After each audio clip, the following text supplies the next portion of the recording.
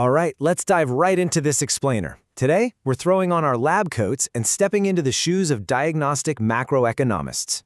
Our mission? We're going to examine exactly how a nation's economy falls into an adverse balance of payments. You can think of the balance of payments, or BOP, as basically the ultimate medical chart for a country's economy. It's a systematic record of all those economic transactions between a country's residents and the rest of the world over a given period. But what exactly happens when those economic vitals start looking a bit, well, unhealthy? Well, before we can diagnose the illness, we really need to understand the baseline. A perfectly healthy economic chart would, in theory, balance out perfectly. But let's be real, in the actual world, that almost never happens. Any deviation from a perfectly balanced BOP is what we call a disequilibrium. Now, this disequilibrium can show up in one of two ways. It can be a surplus, which is generally a favorable thing, or it can be a deficit, which is unfavorable or adverse. And today, we're zooming in entirely on that second one, the adverse deficit. To figure out why a country might be bleeding foreign exchange, we'll be examining our patient's chart through 6 key areas. First, anatomy of BOP disequilibrium. Second, market symptoms and inflation. Third, growing pains and supply snags. Fourth, exchange rates and debt burdens. Fifth, social forces and political shocks. And finally, diagnosing the deficit. So, let's get right into Section 1, Anatomy of BOP disequilibrium. Now, in the balance of payments, any money flowing into the country gets recorded on the credit side, and money flowing out hits the debit side. A surplus basically means healthy foreign exchange reserves. You've got more credits than debits. But a deficit? That means more money is physically flowing out of the country to pay for things like imports, services, and transfers than is actually coming in from exports. It's essentially a net drain on the economy's overall wealth. Moving along to Section 2, Market Symptoms and Inflation. All right, so our very first identified cause of an adverse BOP is purely external, and that's a fall in foreign demand. The crucial point here is that a deficit can start simply because foreign buyers just don't want or maybe can no longer afford the country's goods.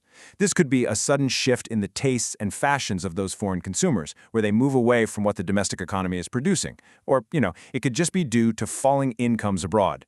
If your trading partners are getting poorer, they're obviously going to buy fewer of your exports, and boom, your BOP instantly takes a hit. The second cause is more of an internal symptom: inflationary pressures. Domestically, high inflation acts exactly like a fever. It rapidly raises the prices of goods produced at home. And when domestic prices soar like that, foreign imports suddenly look incredibly cheap by comparison. That drives citizens to go out and buy imported goods instead. But at the exact same time, those high-priced domestic goods completely lose their competitiveness on the world market. So exports drop, imports rise, and that deficit just keeps widening. Let's turn to Section 3, Growing Pains and Supply Snacks.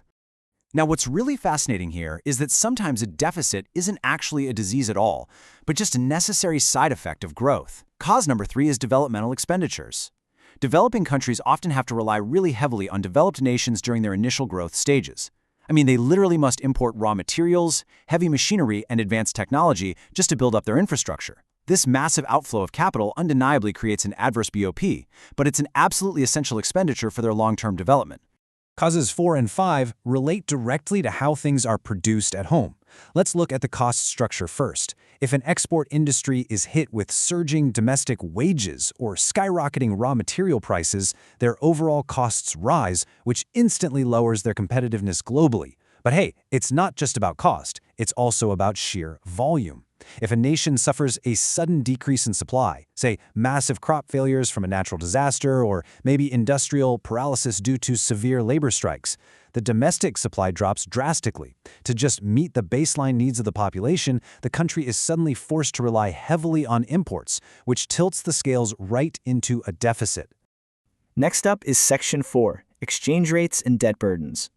To really grasp our 6th cause, we first need to quickly understand currency appreciation. Let's look at a real-world example from our sources. Let's say a pair of US jeans cost $20. If the exchange rate is 45 rupees to $1, those jeans cost an Indian importer 900 rupees. But look what happens if the rupee appreciates, meaning its free market value actually rises relative to the dollar, to, say, 40 rupees for $1. Suddenly, those exact same $20 jeans only cost 800 rupees. When the local currency gets stronger, foreign imports become much cheaper and highly tempting. And that brings us directly to cause number 6, appreciation of the exchange rate.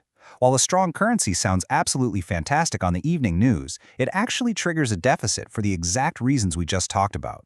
It heavily encourages a massive influx of imported goods because, well, they are suddenly cheaper for domestic consumers. On the flip side, appreciation makes your own exports much more expensive for foreigners to buy, so it's basically a double whammy on the balance of payments. Then we have cause 7, which acts as a sort of lingering financial hangover, increased debt burden. Remember those developing countries importing all that capital for their developmental expenditures? Well, a lot of that capital comes in the form of portfolio investments and foreign loans, and eventually that imported capital triggers massive outward-flowing interest payments and debt servicing. This constant bleeding of funds back to the developed nations drains the balance of payments even further over time. Moving right along to Section 5, social forces and political shocks. This brings us to cause number 8, and I find this psychological aspect absolutely fascinating. It's called the demonstration effect. This occurs when locals in underdeveloped countries begin mimicking the luxurious lifestyles and consumption patterns of developed nations. This behavioral shift sparks a huge surge in completely unnecessary consumer imports. Think high-end electronics, luxury cars, designer goods, and that actively creates an adverse BOP. Now, combine that behavioral shift with our 9th cause, sheer population pressure.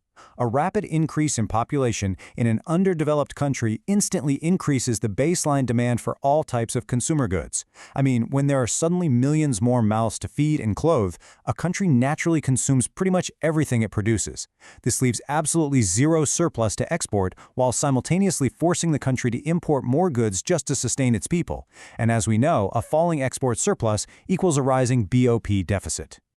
Finally, our 10th cause highlights the reality that economies do not exist in a vacuum. Impartial observation of global events shows us that political factors play a massive role. Regional political turmoil and instability, like what we've seen historically in parts of Africa, Afghanistan, or the Gulf nations, can instantly paralyze trade. Furthermore, international economic sanctions, such as those previously imposed by the UNO on nations like Libya or Iraq, force an immediate and severe adverse balance of payments by completely cutting off normal export channels. And finally, Section 6, diagnosing the deficit. Let's cleanly group all 10 structural causes we've pulled directly from the source material into a really simple, easy-to-remember diagnostic framework. First, we have our market symptoms, where falling foreign demand and domestic inflation squeeze trade. Second, we have internal stressors, covering the necessary imports of developmental tech alongside those sudden supply drops and cost surges. Third, we have our financial vitals, tracking the very real dangers of currency appreciation and lingering debt burdens. And finally, the socio-political realities, which encompasses the demonstration effect, population booms, and political instability. To wrap up this explainer, I want to leave you with a rather provocative thought to ponder.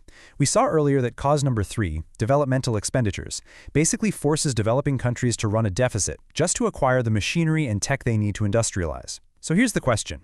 Is a perfectly balanced BOP actually the ultimate goal for a young economy? Or is an adverse balance of payments simply an unavoidable structural growing pain of human development? Let that sink in as you review these economic vital signs. Thanks so much for joining me on this diagnostic journey.